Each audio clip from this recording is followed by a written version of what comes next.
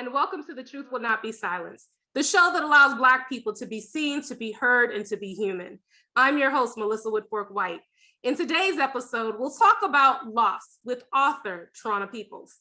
We'll discuss the controversial topic of loss and its many forms that need to be shared, that allows us to be seen, to be heard, and to be human. As a Black professional woman with over 28 years in the workforce, I have personally experienced loss in different forms. And it's not just because of the color of my skin, but it just runs deep culturally, Black culture. Sharing our stories allows us to be seen, to be heard, and to be human. There'll be a special surprise at the end of the show. Be sure to listen all the way through for the details. Our guest today is author Trona Peoples. Trona, also known as TK Peoples and Peeps, the library lady, is an educator, librarian, storyteller, the author of children and adult books, and the founder of Anoint Books, LLC. She is the proud alumni of the University of Georgia and calls Athens, Georgia, her home, but has lived in the Atlanta metropolitan area for the past 25 years. She received her master's degree in library science from the University of West, and also completed her educational specialist degree with Nova Southeastern University. She is an avid reader and writer and lover of all genres of writing. Her favorite quote is, "Knowledge is power."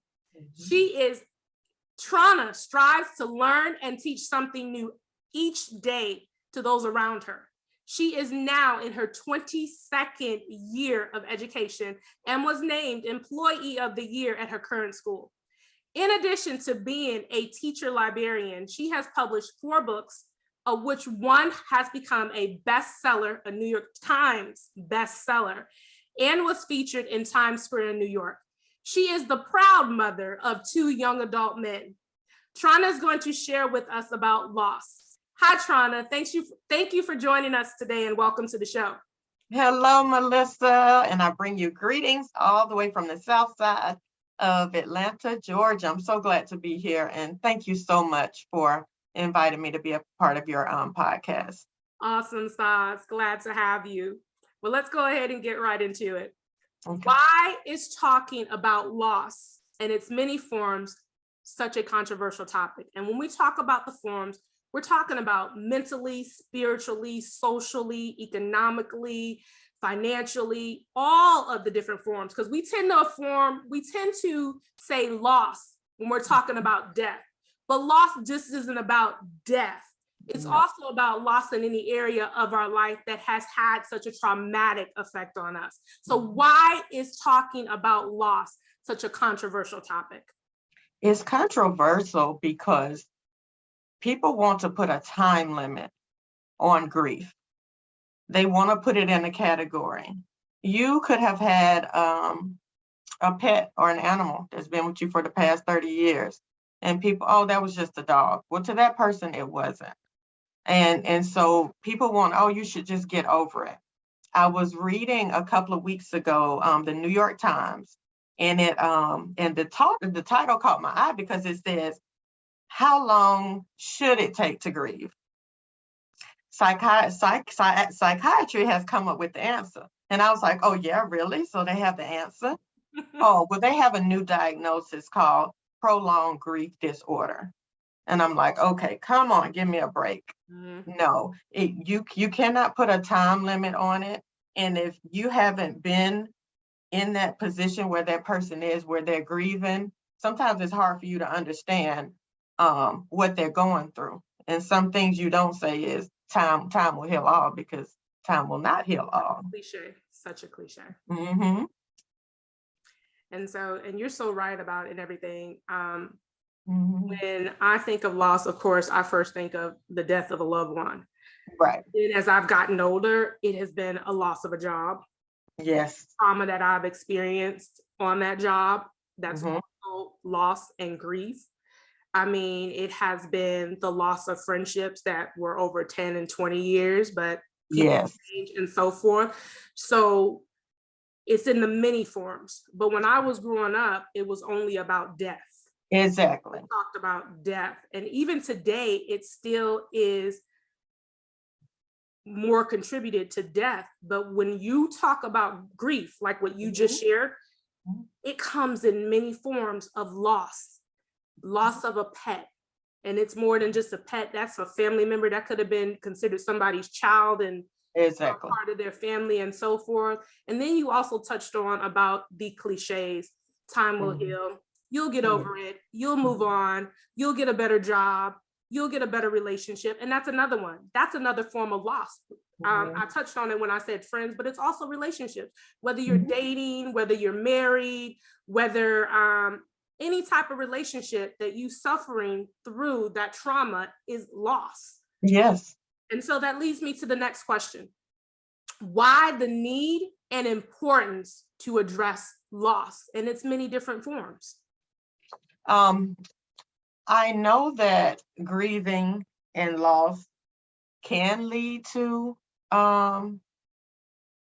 things such as depression, but you don't want it to. Sometimes it's not that, like when I went to the doctor and they just automatically want to give you something to take to help you. It's not the medical part. You're just sad. You're sad and you need coping mechanisms to deal with that. Sometimes you just may need someone to sit with you. Sometimes you may need a group or someone to talk to. And I want to let our men and women know, especially African American, it's okay to get counseling. Okay. A lot of people say no, because our people believe that means you're crazy. No, it doesn't. Those people have been trained and have the skills to help you to work through what's going on with you. So it's okay to seek out counseling when you feel that nobody around you may be understanding what's going on. Because grief can, excuse me, grief can lead to, I remember when my grandmother passed, I physically just made myself sick. It can lead to, you can physically be sick. Emotionally, you're a mess. And it's because I wouldn't eat, I didn't want to sleep. So I had to get something to cope to deal with that. When you think about losing a job, as you mentioned, losing a job during this pandemic, so many people have lost. Some people have been let go after 20-something years with companies. And that's a major loss for them. You've been getting up every day for the past 20-something years, going to work. And now how are you going to support your family? What are you going to do? That's a process. That's a loss that you have to go through. And spiritually, I believe in God. So whomever you believe in or whoever your higher being is, that's something that I relied on. But during the midst of my grief, I found myself angry. Angry, like, why? Why did you have to take that person away from me? So it's so important to address the loss in the many different forms so that you can heal. Never forget, it's never going to go away, but you're able to manage each day. You're able to function better each day with those strategies that you have in place or that you've learned or that support system you have so that you can continue to have a life and to live. And you are so right, Trona, because communication. That's the key to healing. And however you choose to communicate, whether it is just to sit in silence with another person or to be in a coping or a grief recovery group where other people, they also are dealing with their different forms of loss in their lives. And so with that being said, one of the most important things is communication. In order to heal, you have to communicate. And therefore, you have to communicate in a way that it helps you. Right. And so I've spoken to, because, we're both research based. And so we're also vastly read. And so with that being said, a lot of psychiatrists, psychologists, and doctors say, do not isolate yourself. Right. Do not shut yourself off. Do not, because it is what you just said. It leads to other problems. Yes. So one of the things is, especially in the Black culture, it was like, no, you don't talk about death. It happens. Mm-mm. God doesn't make mistakes. Another cliche. Right. Faith, Right. her work was done or his work was done and it was time Mm. for them to go. Another cliche. Yes. All of these different cliches where they're pulling on you spiritually, mentally, and physically, Mm-hmm. saying that this is what happens. Well, we know this is what happened, but how we process it is different from person to person. From person to person. And let me give you an example. We've all lost a parent, but that is a commonality. It does not mean that you feel what I feel and you hurt like I, nope. It's just the commonality.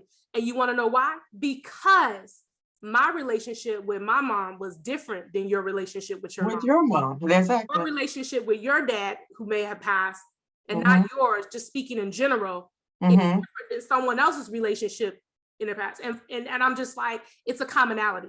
And a lot of times that commonality gets closed in as a cliche. And so just using myself as an example, Trauma, that I lost my mother a year ago.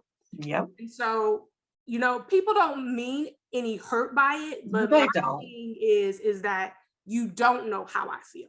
You don't know what I'm going through. My relationship with my mother was not how your relationship was with your mother. Yes, we do have a commonality. We're meaning that we both have lost a parent, but man, I spoke to my mama every day. Right. Right. I saw when COVID hit, I saw my mama on camera. Right. She was FaceTiming me and my dad, my mom. And so, no, you don't. We took vacations together. We traveled the world together.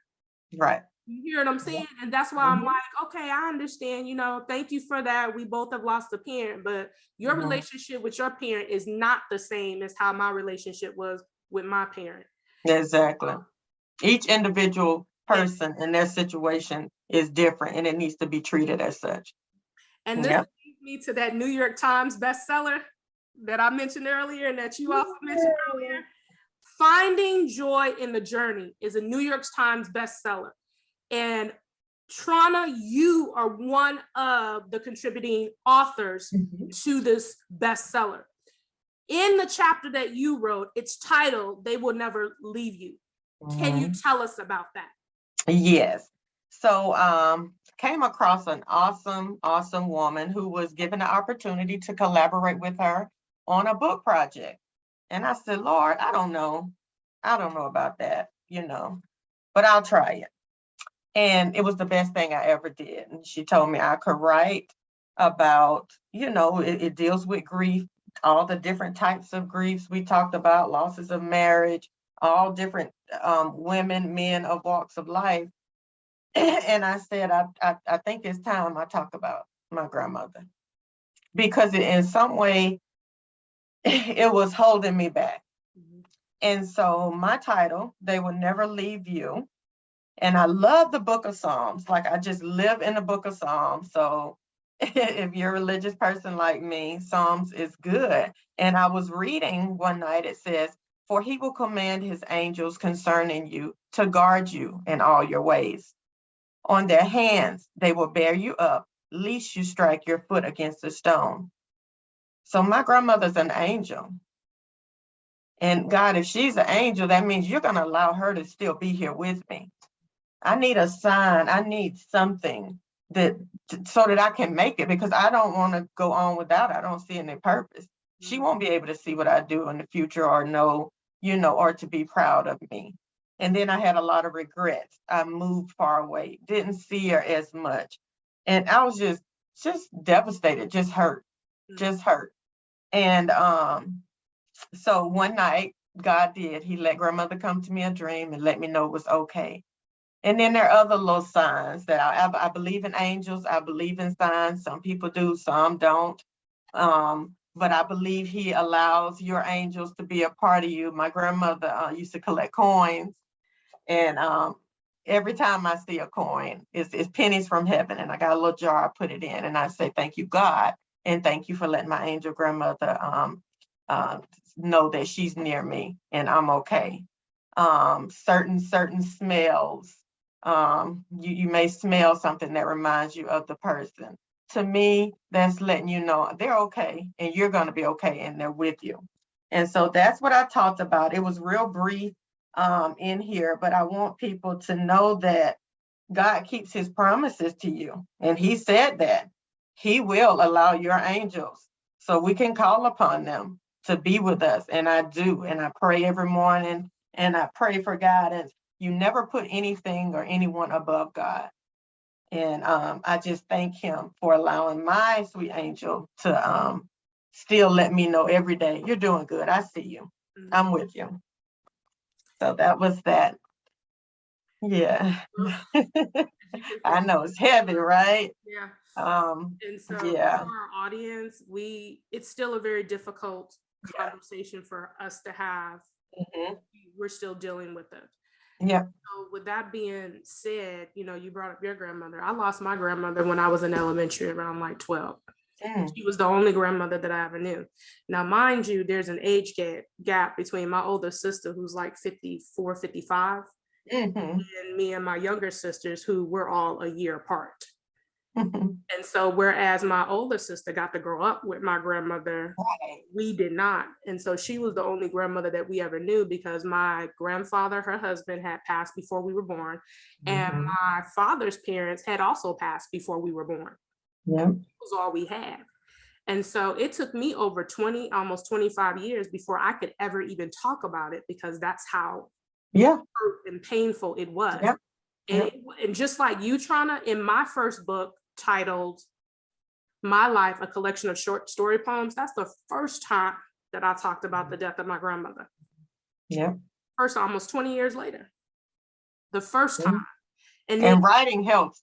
I saw that writing and releasing that, it helps not only yourself, but it could help the next person too. So that really helped me. And I want to share something else too, is that going back to what you said, that, it's okay to talk to a counselor. It's okay to talk to a psychiatrist, a psychologist. It's okay because they're trained to do that. That's right. I too am a believer in Jesus Christ. Yes. And I believe that everything comes from God. Yep. Everything belongs to God. And so if we have these people here that can help us deal with our loss, then they've come from God. Yeah. Yeah. Because everything comes from God. That's right. Amen. I can tell you right now that when I lost my mother, and I completely shut down. Okay.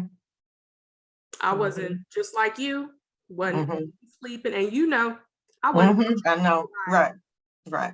I completely did what they said not to do, which was leading to some other problems. I completely shut myself off. I completely isolated myself. The only people that I wanted to be around was my husband, my immediate family.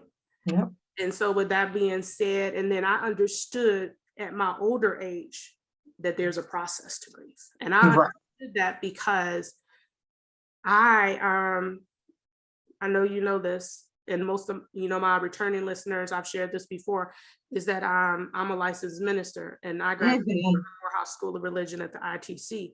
So I learned about this process in my early 20s.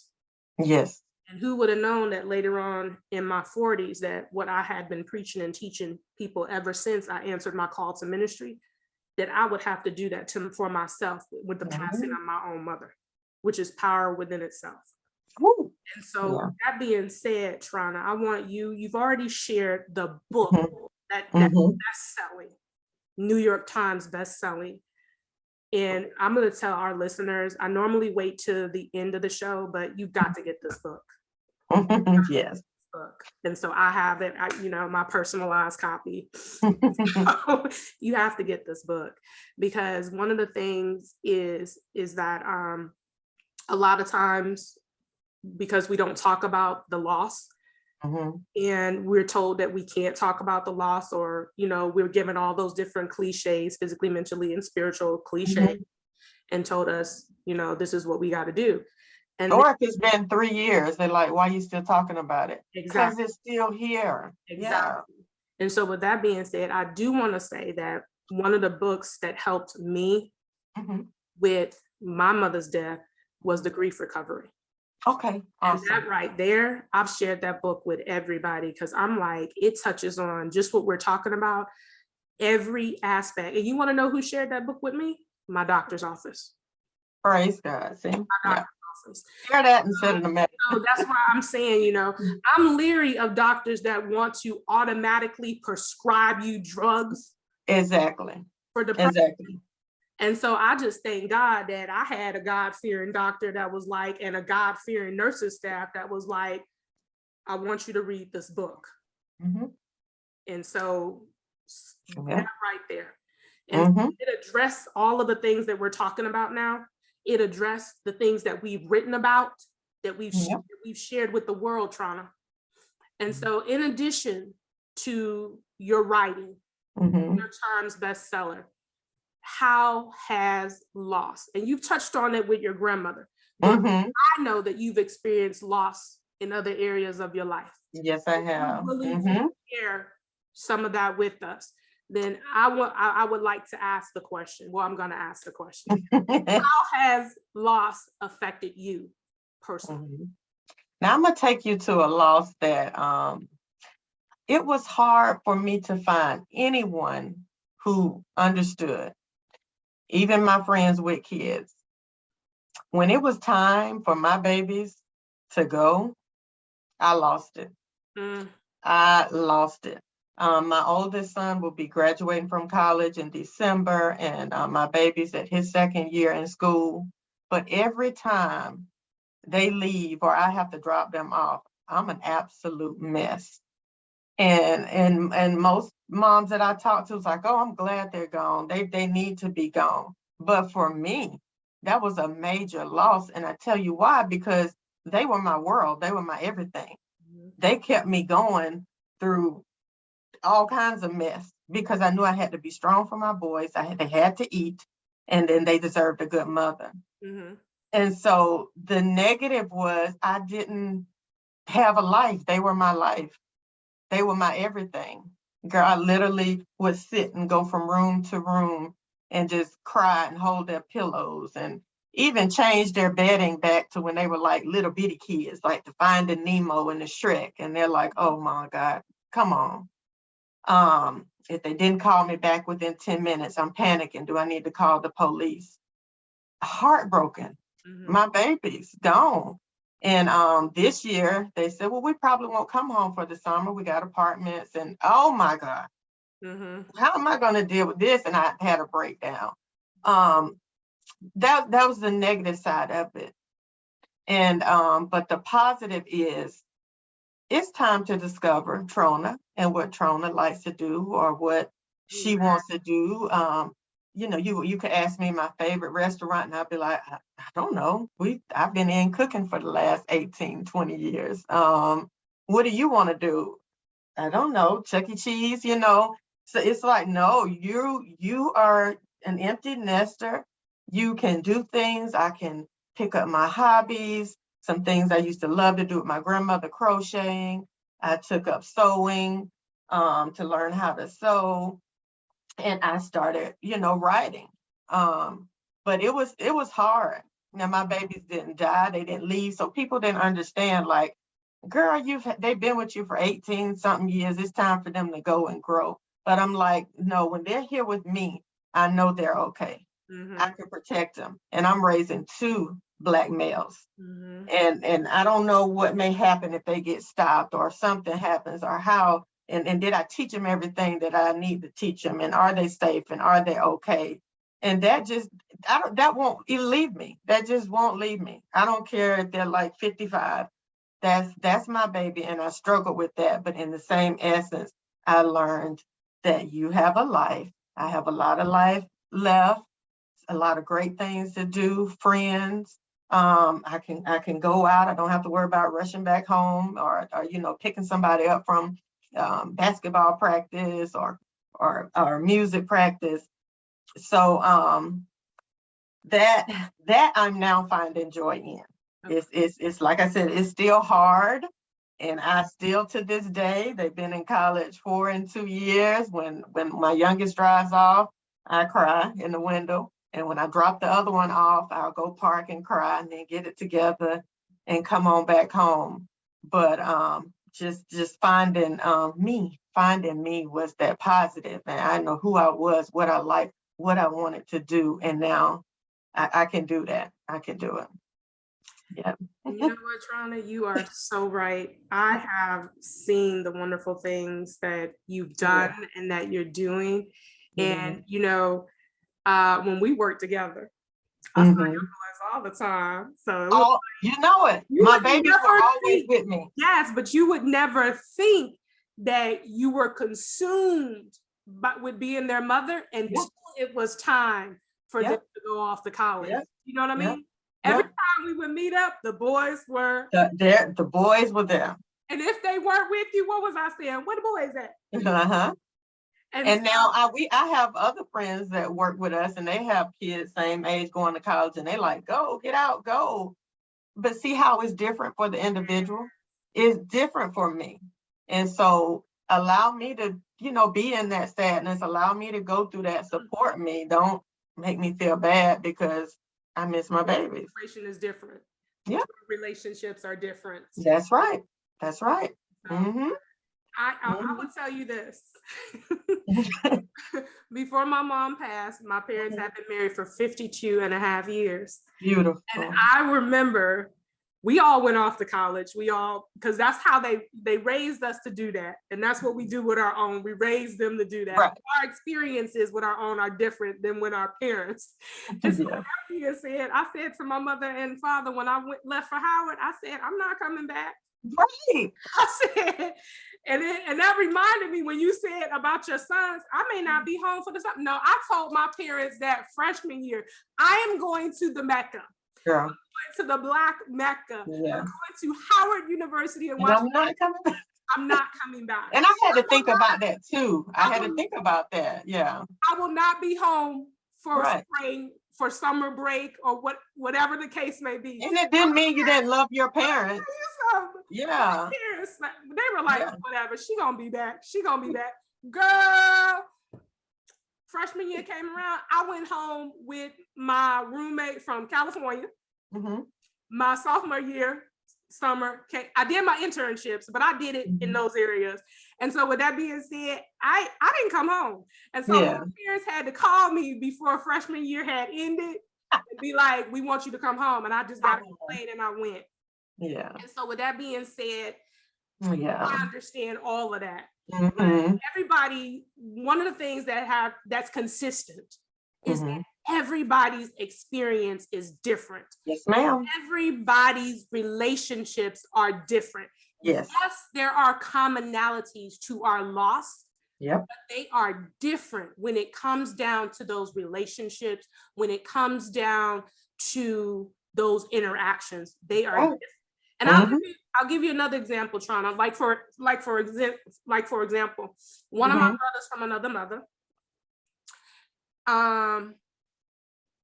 he didn't have that relationship with his dad. Right. His dad had passed. It was a different experience for him. But he also knew my mom, and he knew the relationship that we had with my mom. So one of the things he said with me when my mom passed, it's not the same thing. Because I didn't have that relationship that you had with your mother, that I didn't have that relationship with my dad. Yeah, exactly. That you had with your mother. Right. And so but the mere fact, it was so powerful, because he's a Christian believer too. It was so powerful that he understood that because of those interactions. Right. Right. You know what I'm saying? Most people don't understand that, Trona. They just because we have that commonality, and because they look all right from the outside, we don't know how they're going on the inside. But they look all right from the outside, and then they trying to tell us, no. But I appreciate you sharing that, because I never would have thought that. Because I was just so used to seeing the boys. Yeah. And everybody was like, oh my God, empty nester, you're so awesome. And I would literally at school have to go in the bathroom and cry. And they're like, you okay? Yeah, I'm fine. Just a little something in my eye. Because they were like, oh, you about to have a good time. You and your husband, XYZ, blah, blah, blah. And I'm like, we always done stuff as a family, even celebrating anniversaries. The kids are there with us. Mhm. So it was a big change there for me. But the jewel that you gave us here today is how you are overcoming it. You're still in the Yes, process. And yes, you're overcoming it by finding joy and you finding out the things that you and finding mhm, out more things about you. yeah, Because yeah, there's more to Trona you're right. than just the mother of those two boys. Amen. Yep. And so, Hmm. and I thank you for sharing that with us. So going on to our next question, Trona. Yes. How has recent events of loss changed you?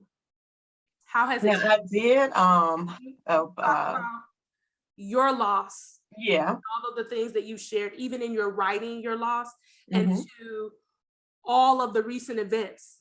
Because you Hmm. touched on this one a little bit, Trona, because you are the mother of two Black young men. Amen. And so you Hmm. have to teach them, keep your hands on the wheel if you get pulled over, don't reach Right. for nothing, already have your driver's license and your Hmm. insurance card on the dashboard, things that we as people of color should not have to do, which makes me Yes. angry. Because Yes. when we were growing up, we knew that stuff was happening, but it wasn't as prevalent Right. it is today. And then Right. also with modern technology, it's in our face all the time. And yeah, Mhm. it'll make anybody scared. Even people of non-color are scared Mhm. that Yep. that's happening on an everyday basis. So you Mhm. had a double loss there, because not only have you just been the mom of your two wonderful boys, Mhm. but you are also having to deal with the facts and reality of the recent events that we see about Yes. Black people in the news every day, And it's not scary. just in the United States, but around the world. Yep. And granted, it doesn't happen everywhere. It doesn't Mhm. happen everywhere. And you know what? We know that. But Yeah. it still is happening too often and too much. So Mhm. share with us, how has recent events of loss changed you, and all of the stuff I just said? Just feel free So to. I did, yeah. So I did also it's been a year now, lose my mother-in-law, my mother in love. And that was very difficult. I was very close to her. I've been in this family over 27 years, and she held everything down. And I was like, just not time, not time. She was only 70 years old. As I watched how her children and husband handled things, it kind of sparked something in me. And I tell people, I know this is so weird, but when you leave or you pass along, sometimes we have this dream or vision. Let's say I have a publishing company, Mhm, that my boys are going to take this publishing company and they're going to continue with it. mhm, All of these things, that these physical things that I deem as precious, they're going to put them in a room and they're going to keep them, and they're gonna say that's mama's and nobody's going to touch it, or that's my wife's, nobody's going to touch it. And I have been called to ask to help, move some things, clear out some things, and tears would just roll down my eyes, because I'm like, wait, not yet. Don't take her stuff yet. You know, leave it here. Just wait. But what I learned is, and what that taught me is, hey, as harsh as it may sound, when you leave, people don't want your stuff. Okay, mhm. they may not want your stuff. That's So true. what we need to do is we need to build generational wealth. Mhm, Okay, it's great that I have a publishing company, but my kids, that's not, one wants to be a gamer, one wants to be a rapper. They're not going to run a book company. mhm, But what I can leave them are funds that could bless them and the generations that come afterwards. So that's what I learned. I stopped clinging to things that I have. mhm. I even made a couple of trips to Goodwill myself, and like, stuff I haven't touched in years, clean it up, and let it go, because they may not want that. Mhm. And figure out a way that we can leave wealth for our generations to come, for our grandchildren and grandchildren to come. And so that's what that has taught me. And you know Hmm. what? That conversation about generational wealth, that's a Hmm. whole nother conversation, but you Yep. touch on that because that is something that we should be doing. And it doesn't necessarily have to be the personal things that we hold of value, but things Yeah. that will value them and what they want to do once we're gone. And That's you right. on that. So Mhm. final question for today. How does sharing your story help others today? You have a new book coming up. So you Yep. have a lot of information that you are about to give our audience. And I Yes. just want you to tell us your about your publishing company, Anort Books LLC, your website, your books, your upcoming book. Give it all to us. Your email, your Okay. .coms, give it all to us. So you can always keep up with me. I'm gonna go ahead and give my social media handles because that's the easiest way to keep up with me. It's at Anort, ANORT Books, BOOKS. And Anort is easy, it's my name spelled backwards. So Anort Books on all platforms. You can follow me and message me. I do have a couple of projects I'm working on, and everything I work on, I want it to be something that can help somebody else. Yes. Now I do write children's books. I do it's for entertaining of little children, and I believe in teaching your child more than one language. There are benefits to your child being bilingual or trilingual. So in my children's book, that's my focus. In my adult books, my next collaboration, Joy Comes in the Morning, we touch on some other things, and we still touch on that grief, but it's like if you could just wake up every morning, put one foot in front of the other. One morning you're gonna wake up and joy is gonna come. And so we have a lot of different stories and stuff to share with that. And I just want people to know and I have a really good friend, her name is Princess Millens, and she's also a minister like you. And she told me, don't let people make you feel bad for being sad or for grieving. Amen. Don't do that. I don't care if it's 20 years later and I still got to go and grab grandma's quilt and wrap it and cry like a baby, then that's okay. And don't let anybody make you feel like that it's time is up. You should be over it. Get over it by now. Get over it by now. Okay. There's a process. And unlike you, until my grandmother passed, I didn't really think about the stages of grief. I thought I was losing my mind. And I really thought I was losing my mind when I was like, God, I'm mad with you because you could have waited. And that is too, Trona. So that goes back to my quote, knowledge is power. When you're going through something, you may not have that person that, I have a house full of people that don't even may not understand what's going on with me, but there's somebody that does. There's a book that does. There's somebody that you can speak to. So get that help when you find yourself getting deep, deep, deep, because I could go in the room and I could stay in there for 3-4 weeks and never come out.